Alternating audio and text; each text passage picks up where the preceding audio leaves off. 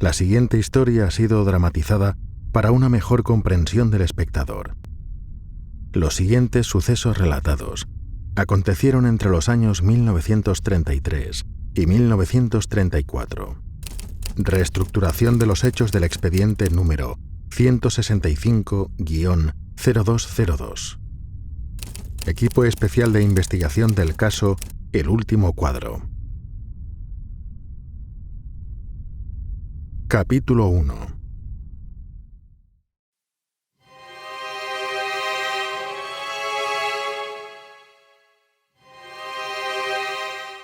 Otra vez al despertar, sintió que estaban las sábanas empapadas en sudor.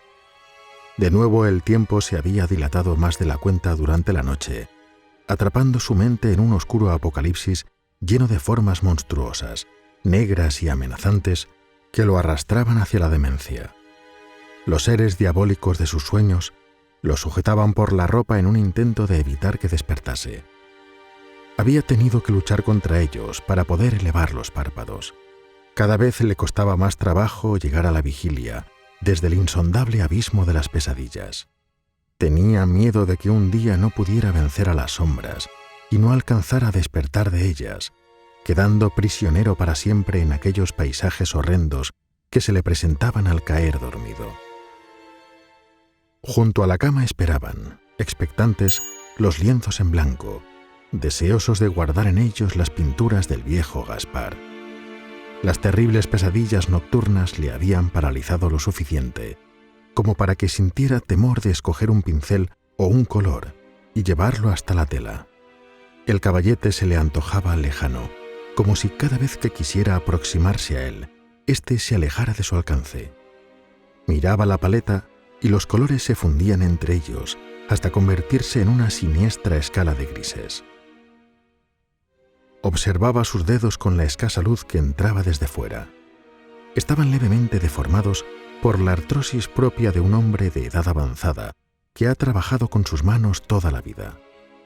De ellos ya no podían brotar los luminosos paisajes de primaveras coloridas, ni los nenúfares que danzaban en el agua que pintara en su juventud. Gaspar interrogaba a sus manos en espera de que éstas le despejaran la incógnita sobre lo que tenía ahora que plasmar en los cuadros vacíos. Un leve temblor de sus dedos le recordaba que debía beber algo para calmarlo. Los débiles y fantasmagóricos rayos de la luna se filtraban por uno de los extremos de la cortina mal echada de una de las amplias ventanas de la estancia, bañando con inquietante luminiscencia parte del cuarto. Gaspar se levantó y, arrastrando los cansados pies por aquel inclinado y polvoriento suelo de madera, se dirigió, tambaleante por las terribles horas nocturnas, hacia la alacena. Abrió la puerta de la habitación y descendió por las estrechas escaleras hasta la cocina, en la planta baja. Una vez allí, y ya algo más desvelado, buscó por los anaqueles algo que pudiese calmarlo. La botella de whisky solía ser una buena opción para calmar aquellos casos de extrema intranquilidad, originada por las oscuras criaturas de sus pesadillas. Mientras lo hacía, a su mente acudieron, de forma repentina, las últimas imágenes de ésta. Su temperatura corporal subió y fue invadido por un estado de vértigo. Perdió el equilibrio y, viendo el amenazador y duro golpe que se daría contra el suelo, previno la caída aferrándose firmemente a la alacena. Las grotescas imágenes permanecieron por un tiempo indefinido en su mente, hasta que, finalmente, sometidas por un segundo y aterrador desvelo, se desvanecieron. Tan solo una miríada de voces, indefinidas, permanecieron en su mente hasta que, con el lento pasar de los minutos, se fueron apagando también. Al fin, reinó el silencio. Cogió la única botella medio llena de whisky escocés que le quedaba, la destapó y le echó un trago. El líquido recorrió su gaznate, envolviendo sus papilas gustativas en aquel característico y adictivo sabor que le recordaba al de la tierra. Pensó que, además del whisky, le tranquilizaría echar un vistazo a su colección de cuadros que había pintado en su juventud, por lo que se dirigió al cuarto donde los guardaba. Eran muchas las noches que había tenido que pasar por aquellas mismas vivencias, y ya nada había que pudiese hacer. La deteriorada puerta que daba al pequeño cuarto donde guardaba los cuadros desprendía un fuerte olor a gasoil.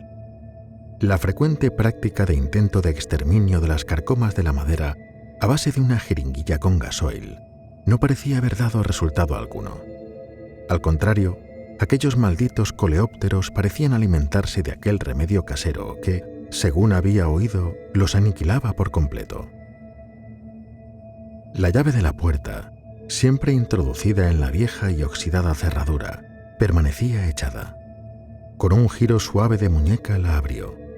El fuerte olor a cerrado, mezclado con el del gasoil y con su propio aliento a alcohol, le produjo náuseas, pero no tenía intención de volver a cerrar la puerta.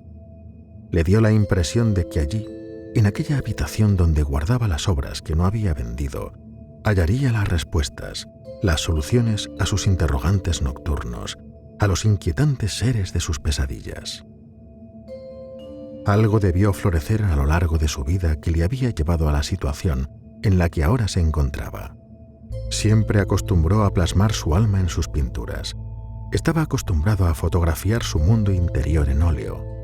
En algún momento, pensó, debió plasmar en alguna de sus obras el punto de inflexión que le condujo al alcoholismo y a las pesadillas. Cada uno de los cuadros llevaba la fecha en la que había sido pintado. Buscó el interruptor con su ya menos temblorosa mano. Encendió la luz de la habitación.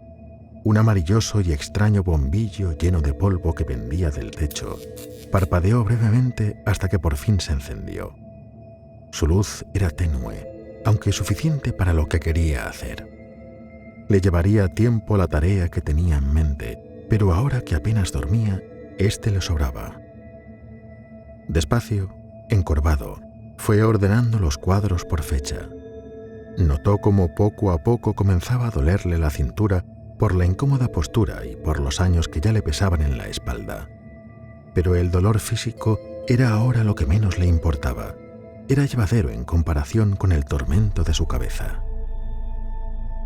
En aquel orden, pensó, encontraría la pista definitiva que le diera las respuestas a las incógnitas que se le planteaban durante la larga noche, aquellas terribles noches que se arrastraban despacio sin que pareciera que el alba fuera a despuntar nunca. Apenas había colocado unos cuantos cuadros, pudo comenzar a distinguir un patrón, una tendencia en sus pinturas. Las primeras eran de colores radiantes y luminosos. Representaban paisajes, muchachas sonrientes en soleadas mañanas, prados verdes salpicados de flores. Sin embargo, con el paso de los años, los paisajes naturales fueron sustituidos por edificios, casas y esquinas cada vez más sombrías.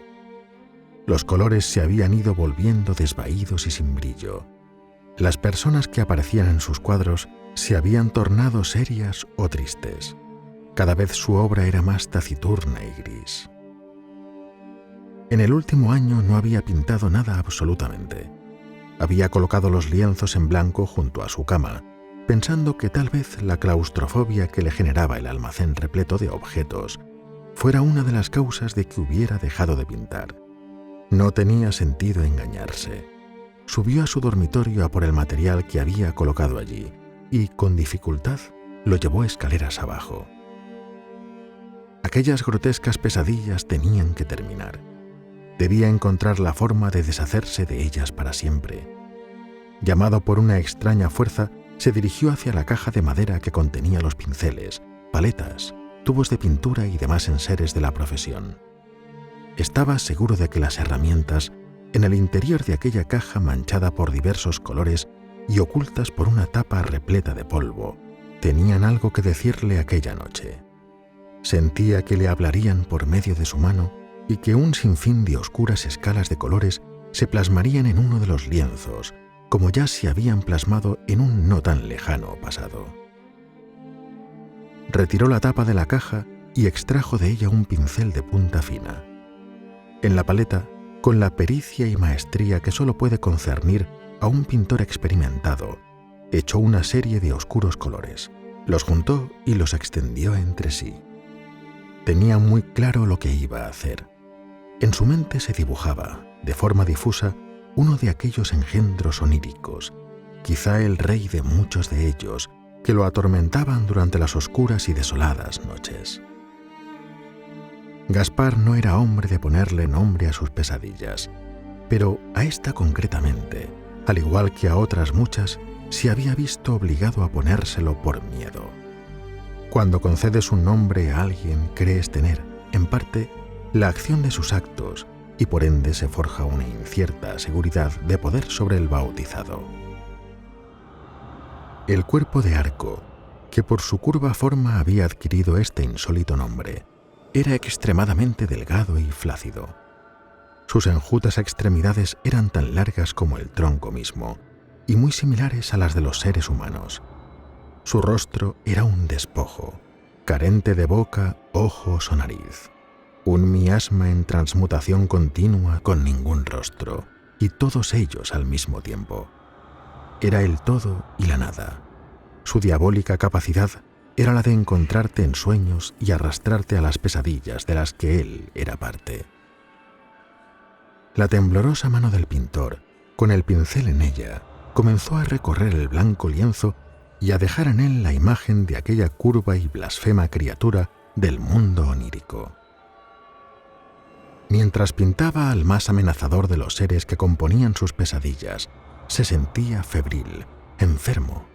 El sudor empapaba su frente, que limpiaba con la manga de la camisa una y otra vez, para volver a sentir, casi instantáneamente, la piel húmeda de nuevo. A ratos bebía de la botella que había colocado junto al caballete con la excusa de poder tomarse un respiro y mirar cómo iba quedando su obra. Sin embargo, sabía que beber no era un descanso para él, sino que era la única manera que tenía, por lo pronto, de escapar de sus espeluznantes pesadillas durante la vigilia. El alcohol era lo único que las mantenía prisioneras en el mundo onírico.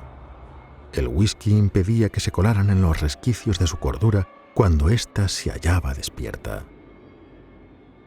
Tras un sorbo rápido de la botella, regresaba una y otra vez, de manera rápida a la paleta gris, como si una atracción magnética lo obligara a pintar a toda prisa, cada vez más y con más furia, al más diabólico de los engendros de los que lo torturaban por las noches. El rostro sin rostro iba tomando forma con su pincel en un lúgubre paisaje que solo había contemplado mientras dormía. Debía plasmar la descarnada sonrisa sin labios de Arco.